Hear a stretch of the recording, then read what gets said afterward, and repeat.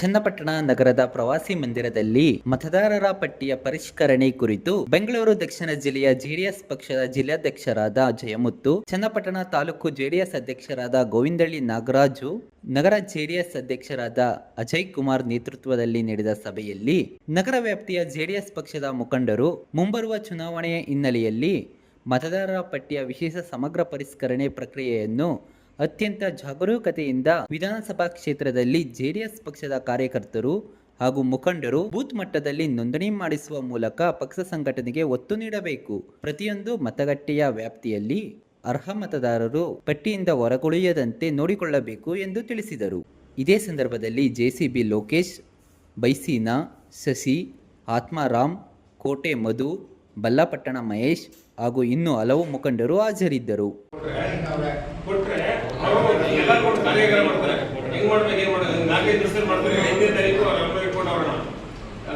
ನಮ್ಮ ಚರ್ಮಡಿಗೆ ಬಂದ್ ಮಾಡ್ತಾರೆ.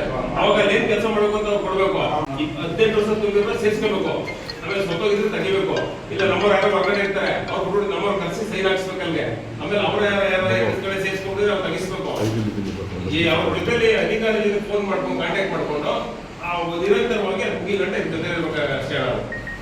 ಆಮೇಲೆ ಅದಕ್ಕೆ ಏನ್ ಮಾಡ್ಬೇಕು, ಈಗ ನೆಕ್ಸ್ಟ್ ಅದು ಅವ್ರಿಗೇನೆ ಬೂತ್ ಏಜೆಂಟ್ ಮಾಡೋಣ.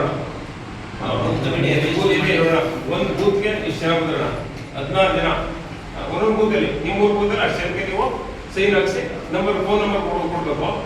ಅವ್ರು ವಾರ ಮೇಲೆ ಇಟ್ಕೊಂಡು ದಿನ ಫೋನ್ ಮಾಡೋದು ಅಥವಾ ಏನ್ ಮಾಡೋದು ಏನಾದ್ರು ಅದನ್ನ ಅವ್ರು ಆಕ್ಟಿವಿಟೀಸ್ ಮಾಡ್ತಾ ಇರ್ತಾರೆ. ಅದಾಯ್ತು. ಈಗ ನಮ್ಗೆ ಅರ್ಜೆಂಟು ಸೇಮ್ ಅದ ಫಿಲಪ್ ಮಾಡ್ಕೊಡ್ಲಿಕ್ಕೆ ಕೊಟ್ಟೋಣ, ಬೇರೆ ಕೊಟ್ಟವ್ರೆ ನಮ್ಗೆ ಬೇರೆ ಕಾರ್ಡ್ ಕೊಟ್ಟೋಣ.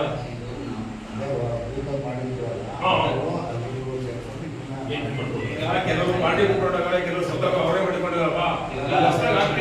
16 ಜನ ಅರ್ಜೆಂಟ್ ನಮ್ಗಿಲ್ಲ.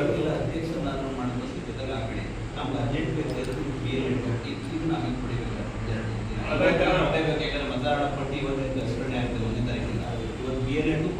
ನಮಗೆ ಅಷ್ಟು ಮಾಡಿದ್ರೆ ಅದಕ್ಕೆ ಫಸ್ಟ್ ನೋಡಿ BLA ಅಪ್ಲಿಕೇಶನ್ ಇದೆ. ಈ ಅಪ್ಲಿಕೇಶನ್ಗೆ ಫೋಟೋ ಹಾಕಿ ಫಿಲಪ್ ಮಾಡ್ಕೊಡ್ಬೇಕೀಗ. ಒಂದು ಬೂತ್ ಒಬ್ಬೊಬ್ರು ಇಲ್ಲೇ ತರಿಸ್ಕೊಂಡು